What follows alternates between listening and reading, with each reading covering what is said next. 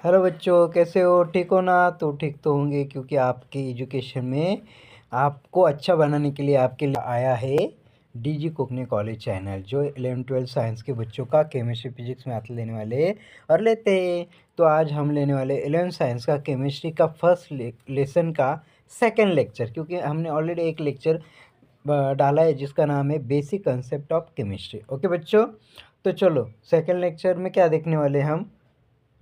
हमें हमको देखना है डेंसिटी। तो ये डेंसिटी क्या है बच्चों? तो डेंसिटी होती है मास अपॉन वॉल्यूम। क्या होती है बच्चों? Mass upon volume. ये फॉर्मूला है। और इसका जो ऐसा यूनिट है वो क्या होगा बच्चों? किलोग्राम पर मीटर क्यूब। और सीजीएस यूनिट क्या होगा? ग्राम पर एमएल। बराबर ना, मीटर क्यूब का एमएल होगा और किलोग्राम का ग्राम होगा। ओके बच्चों, तो ये डेंसिटी क्या होती है? तो वॉल्यूम बढ़ने से डेंसिटी कम हो जाती है अगर मास सेम रहा तो।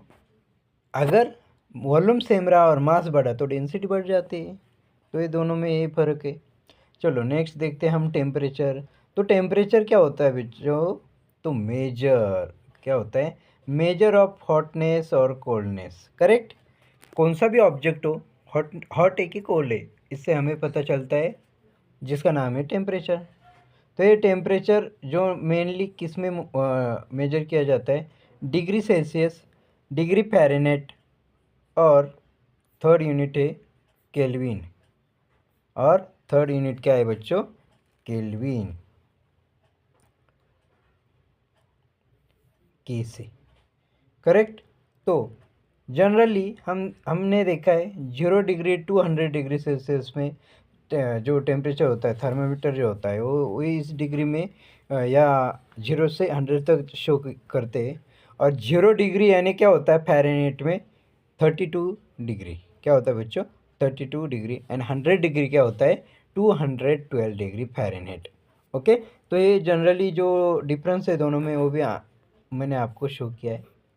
ओके बच्चों, अगर हमको फ़ारेनहाइट और डिग्री में अगर देखो, हाँ बच्चों, फ़ारेनहाइट का डिग्री में कन्वर्जन करना है तो फॉर्मूला क्या है? 9/5 डिग्री सेल्सियस प्लस 32। यानी जो भी डिग्री सेल्सियस टेम्परेचर देंगे उसको 9 से मल्टीप्लाई करो, आएगा आंसर, उससे उसको 5 से डिवाइड करो और उसमें 32 मिलाओ तो हमें मिलेगा फ़ारेनहाइट। ओके। तो डिग्री का निकालने के लिए भी हम कैलकुलेशन कर सकते हैं। जैसे 5 डिवाइड है, इधर जाके पहले तो 32 प्लस है, यहाँ पे जाएगा, जाकर ही माइनस होगा, फिर उसको 5 मल्टीप्लाई होगा, 9 डिवाइड होगा। ऐसे भी डिग्री सेल्सियस निकाल सकते हैं। और केल्विन की बात करें तो केल्विन और डिग्री का फ़र्क क्या है बच्चों? अगर हम डिग्री सेल्सियस में 273.15 नंबर ऐड करें तो हमें केल्विन मिलेगा। तो ये नंबर वैरी होगा क्या? No, never. ये परमानेंट फिक्स है बच्चों। ये 100% यही नंबर होता है जो डिग्री सेल्सियस में मिलाने के बाद हमें केल्विन मिलता है ना बच्चों? तो ये चीज़ें प्रॉपर्टीज, फिजिकल प्रॉपर्टी। चलो हाँ, अब हमें पता है केमिकल कॉम्बिनेशन होता है, पर है ना, एक एलिमेंट दूसरे एलिमेंट के साथ कंबाइन होता है और कंपाउंड बनता है। ये तो चीज़ें बताए हमने, पता है हमें, और मैंने ये बताई भी है। नॉर्मली जनरली हमें पता ही होता है। तो यही चीज़ बताने वाला हूँ मैं। तो उसमें फर्स्ट लॉ जो है, देखो बच्चों, next laws of chemical combination, यानी देखो बच्चों, आगे का है लॉज ऑफ केमिकल कॉम्बिनेशन।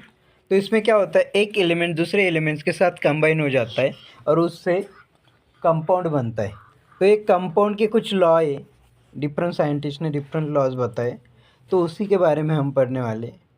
तो देखा जाए तो ये जो लॉज है, जिसमें फर्स्ट लॉ है law of conservation of mass. इसमें क्या होगा बच्चों? अभी रिएक्शन हो रही है तो ये रिएक्टेंट है, इसका प्रोडक्ट है। रिएक्टेंट का जो मास होगा बच्चों वही प्रोडक्ट का मास होगा। इसका मतलब क्या होगा? जब भी रिएक्शन में रिएक्टेंट पे रिएक्शन होगी तो प्रोडक्ट जो बनेगा कोई भी हो चाहे, पर लेकिन रिएक्टेंट साइड का मास और प्रोडक्ट साइड का मास इक्वल होगा। उसको बोलते हैं हम law of conservation of mass. Okay बच्चों, अभी यहाँ पे देखो, यानी यहाँ पे दिया है उन्होंने एक्चुअली क्या दिया है, total mass of reactant is equal to total mass of product. तो इसमें ऐसा बोल सकते, mass can neither be created nor destroy, mass can neither be created nor destroy, यानी तैयार भी नहीं होता डिस्ट्रॉय भी नहीं होता। तो सेकेंड लॉ है बच्चों, जिसका नाम है law of definite proportion.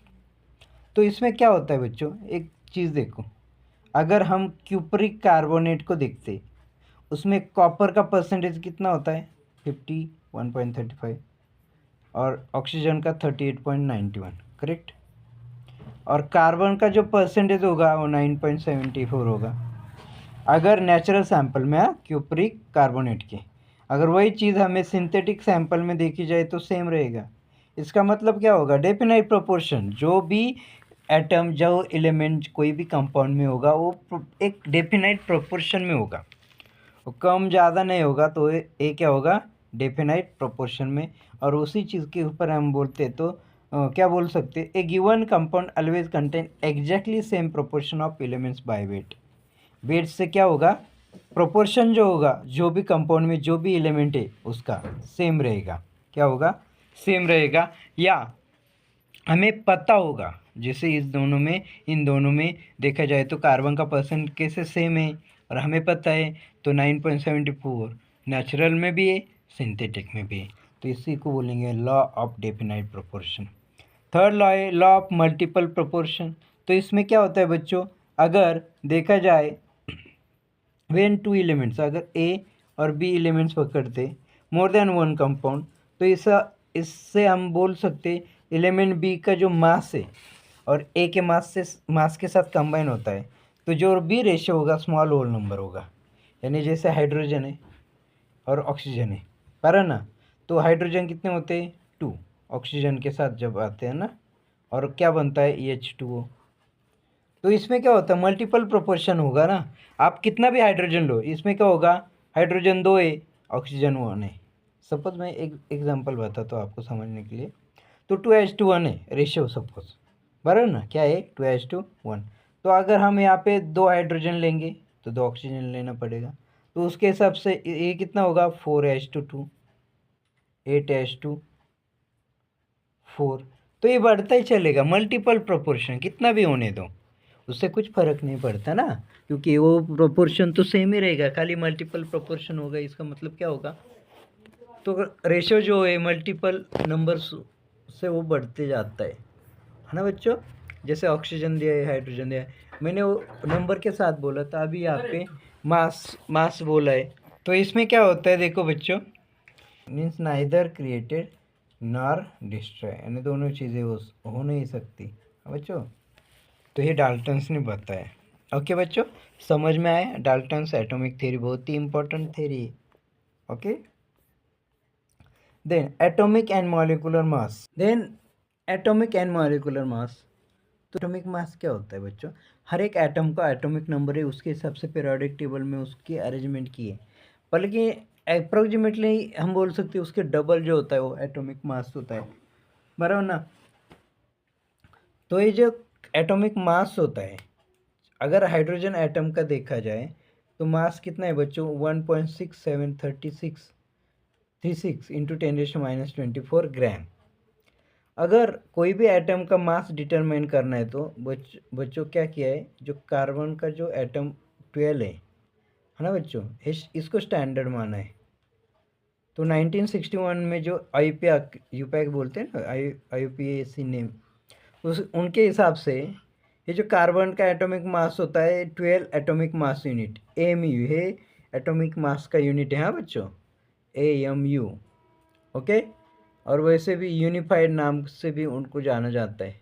Okay, 1 AMU क्या होता है, मास एग्जैक्टली इक्वल टू, है ना बच्चों, 1 AMU means mass exactly equal to 1/12 of the mass of 1 carbon.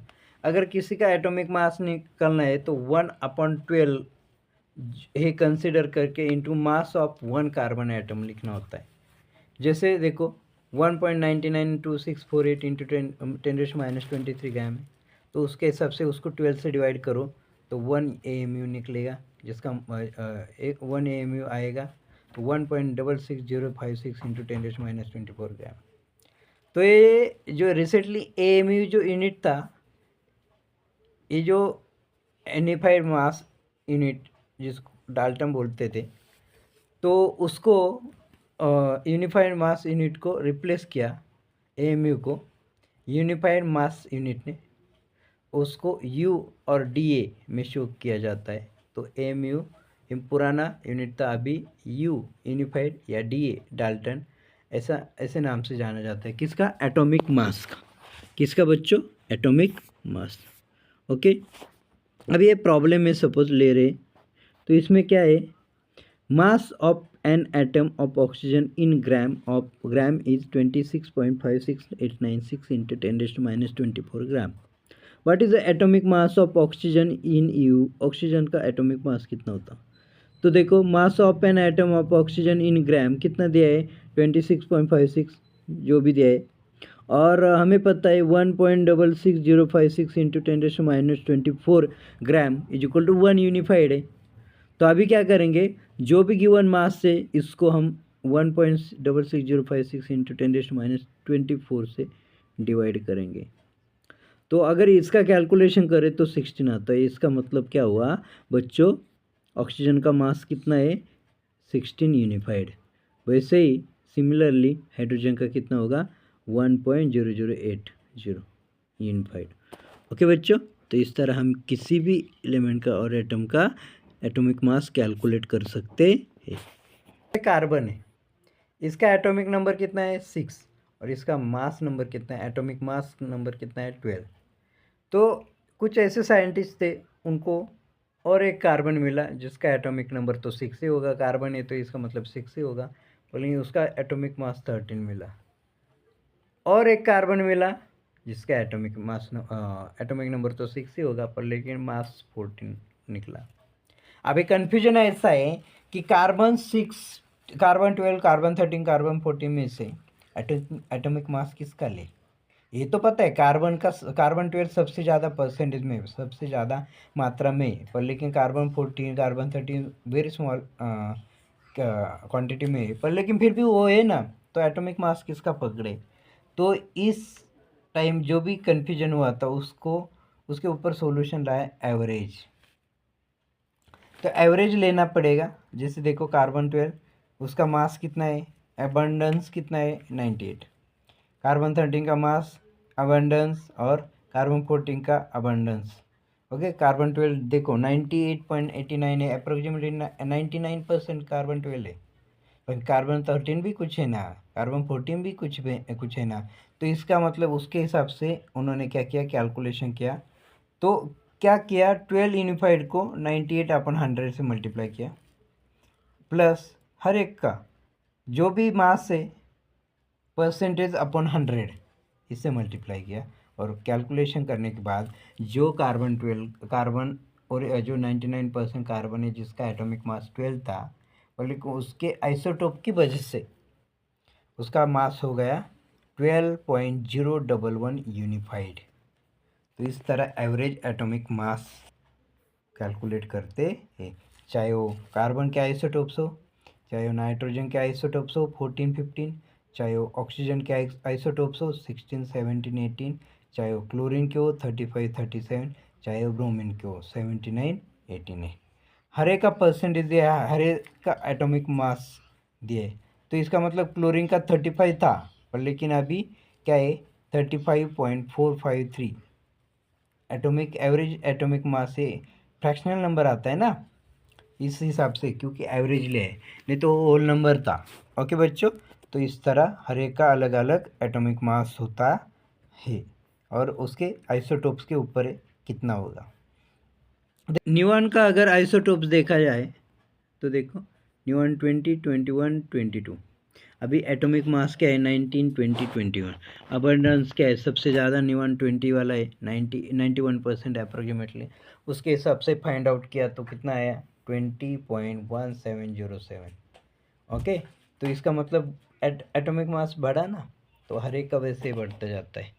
Okay बच्चों, तो मॉलिकुलर मास, अभी एटॉमिक मास तो हुआ, अभी मॉलिकुलर मास क्या होगा?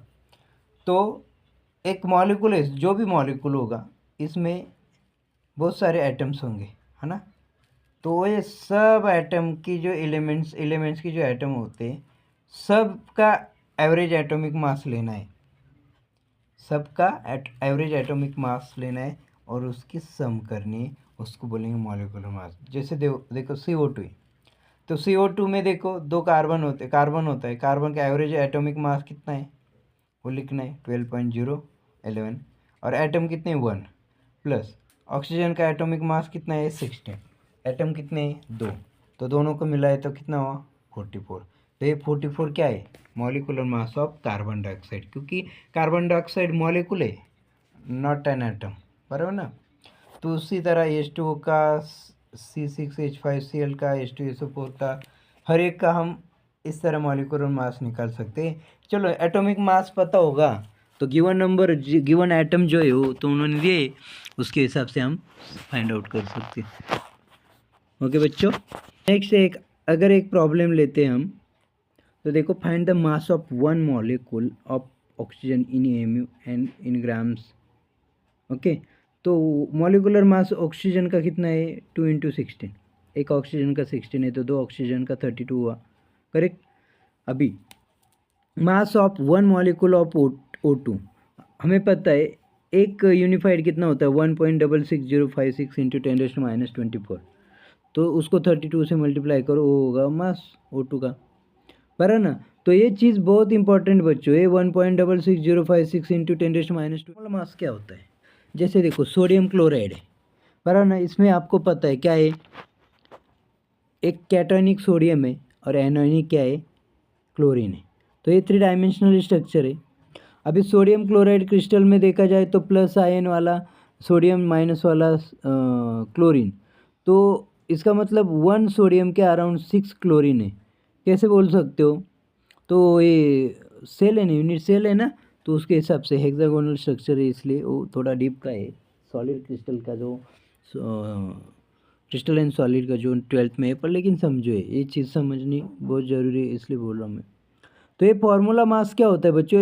ए substance is sum of the atomic mass of the atoms present in the formula, यानी फार्मूले में जो भी एटम्स होंगे उनके एटॉमिक मास की सम, इसको बोलेंगे फार्मूला मास।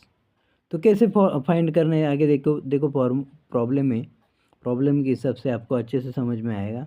चलो NaCl है, अभी NaCl में Na का एवरेज एटॉमिक मास और क्लोरीन का एवरेज एटॉमिक मास दोनों को ले लो, दोनों के एडिशन कर लो, 58.5 यूनिफाइड आएगा, that is a formula mass. Formula mass तो average atomic mass of copper 2 into average atomic mass of nitrogen plus atomic mass of 3 oxygen, किसका है कॉपर नाइट्रेट का, बराबर ना। तो ये सबको मिलाएंगे तो आएगा 187.5 यूनिफाइड। तो इसमें अलग चीज़ क्या है? कुछ चीज़ नहीं, जो फार्मूला है ना, फार्मूले में जो जो एटम है ना उनके एवरेज एटॉमिक मास लेना है और सबकी एडिशन करनी, हो गया फार्मूला मास। आसानी कि नहीं? वैसे आप कैल्शियम सल्फेट का फाइंड आउट करके देखो, अगर आता है तो कमेंट्स में डालो आंसर उसका, अगर नहीं आता तो कमेंट्स में डालो प्रॉब्लम आ रहा है, तो उसके हिसाब से मैं आपको बता दूंगा, सॉल्व करके दूंगा। ओके बच्चों, नेक्स्ट है मोल कंसेप्ट एंड मोलर मास। तो ये मोल क्या होता है? मोल क्या होता है बच्चों, ये समझ लो, मोल का आगे जाके बहुत फ़ायदा होता है। तो जैसे एक पता है, हर एक सब्सटेंस के अंदर बहुत सारे एटम्स और मॉलिक्यूल्स होते हैं, चाहे वो आयन्स हो, इलेक्ट्रॉन्स हो, कोई भी हो, एटम्स हो, कुछ भी हो सकता है। तो 1 मोल क्या होता है? Amount of substance that contains as many entities और particle as there atoms in exactly 12 gram of the carbon of isotope. ये जो आइसोटोप है कार्बन का, उसमें जो कार्बन 12 है उसका एग्जैक्टली जो मास होता है, बराबर ना, तो सब्सटेंस का अमाउंट उतना ही होगा। कौन से भी सब्सटेंस के अमाउंट में जो कार्बन 12 का मास है उतना ही होता है, यानी जो अभी हमने देखा ना एटॉमिक मास कैलकुलेट करने के टाइम, वही चीज़ है। तो अभी इसमें क्या है, अगर सॉल्व करा number of atoms in 12 gram of carbon upon 1.992648 into 10⁻23 से डिवाइड करा, बराबर ना। कार्बन 12 का ये क्या है, स्पेक्ट्रोमीटर से किया हुआ मास से डिटरमाइन किया हुआ मास से। तो इसको अगर सॉल्व करें तो 6.022 इंटू 10⁻3 ये पर मोल पे इतने आइटम होते हैं, है ना बच्चों। एक फिगर हम काउंट भी कर नहीं सकते, इतनी बड़ी फिगर है। तो चाहे वो पार्टिकल कोई भी हो सकता है, एटम हो सकते हैं, मॉलिक्यूल्स होता है, आयंस हो सकते हैं। ओके, मोल का यूनिट मोल ही होता है, खाली ई और ई यहाँ से गायब होता है। ओके, तो ये फिगर फिक्स माइंड में फिट करो। 6.022 इंटू 10⁻23 एटम, चाहे वो पार्टिकल, चाहे वो आयंस, चाहे मॉलिक्यूल्स, एक मोल में होते हैं।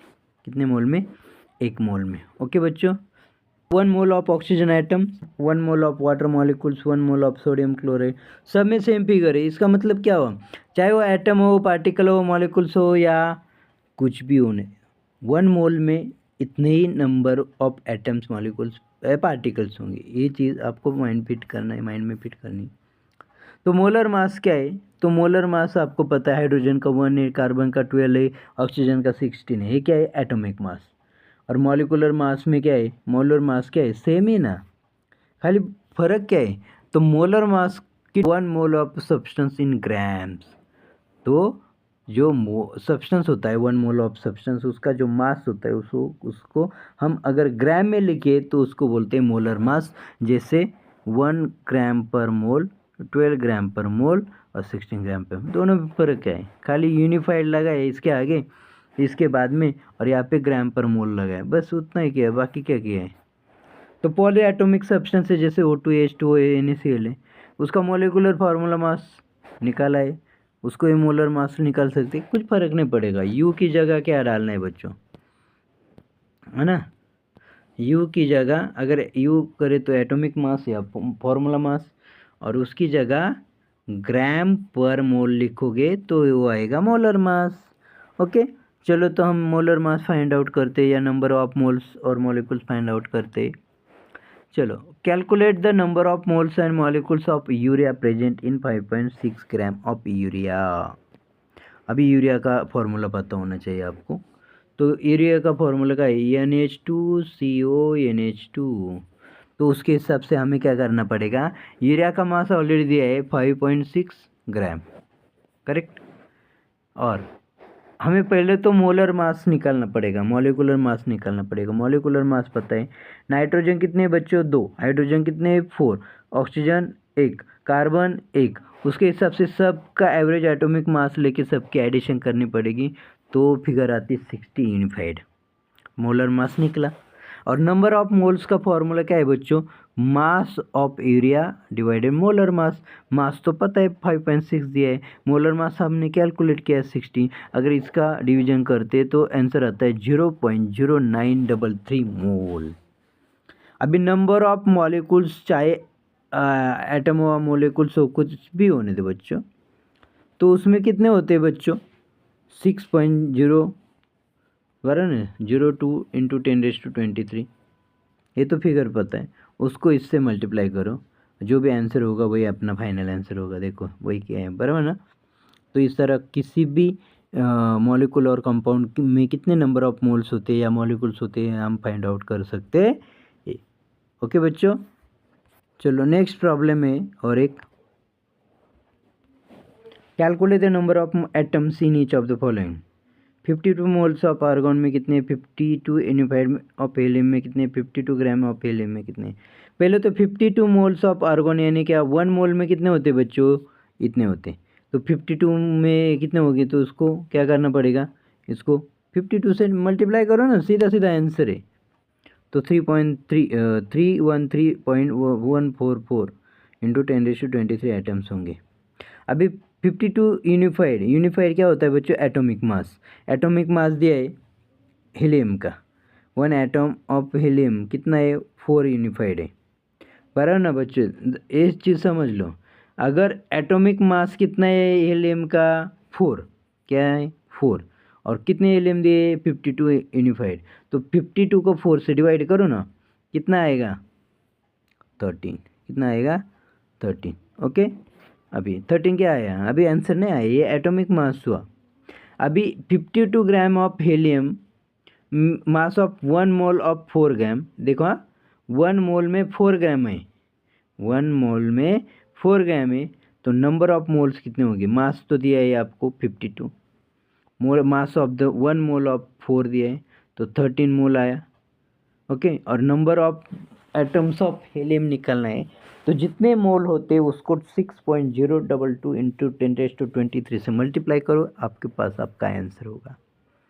ओके, इस तरह फाइंड आउट कर सकते हैं। तो नंबर ऑफ मोल्स के लिए, गैस का अगर नंबर ऑफ मोल्स निकालना हो तो फॉर्मूला क्या है बच्चों, volume of gas at STP. STP यानी स्टैंडर्ड टेम्परेचर एंड प्रेशर बच्चों, स्टैंडर्ड टेम्परेचर एंड प्रेशर। तो स्टैंडर्ड टेम्परेचर कितना होता है बच्चों 25 degree Celsius, and standard pressure कितना है 1 एटमॉस्फेयर। तो 1 एटमॉस्फेरिक प्रेशर कितना होता है, जो सी लेवल में जो प्रेशर होता है ना बच्चों, सी लेवल में, उसी को हम बोलते हैं 1 एटमॉस्फेरिक प्रेशर। बाद में अगर गैस का नंबर ऑफ मोल्स निकालना हो तो और एक फॉर्मूला है, volume of the gas at STP. अगर मोलर वॉल्यूम नहीं दिया तो ये जो वॉल्यूम है एसटीपी पे, यानी एसटीपी कंडीशन में जो वॉल्यूम होता है वो होता है 22.4 DM³ पर मोल। ये एसटीपी का वॉल्यूम है हाँ बच्चों। ओके, तो वॉल्यूम बार में भी शो करते, ओके, बार में भी होता है। तो उसी हिसाब से नंबर ऑफ मॉलिक्यूल्स का तो फॉर्मूला आपको पता है, number of moles upon number of moles into 6.022 into 10⁻³ molecules पर मोल। ओके, देन एक प्रॉब्लम दिया है उन्होंने, calculate the number of moles and molecules of ammonia. Ammonia दिया है और उसका क्या करना है, हमें मोल्स एंड मॉलिक्यूल्स कैलकुलेट करना है। उसमें वॉल्यूम दिया है 67.2 DM³। एसटीपी पे मोलर वॉल्यूम ऑफ गैस का अमोनिया का वॉल्यूम दिया है, और मोलर वॉल्यूम कितना होता है गैस का 22.4। तो volume of the gas divided molar volume of gas 67.2 को 22.4 से डिवाइड करो, 3 मोल आएगा। अभी 3 मोल आपको पता है 1 मोल में कितना होता है 6.022 इंटू 10⁻23 मॉलिक्यूल्स होते। तो अगर 3 को उससे मल्टीप्लाई करें तो जो भी आंसर आएगा वही अपना total number of molecules present in, और number of molecules of ammonia.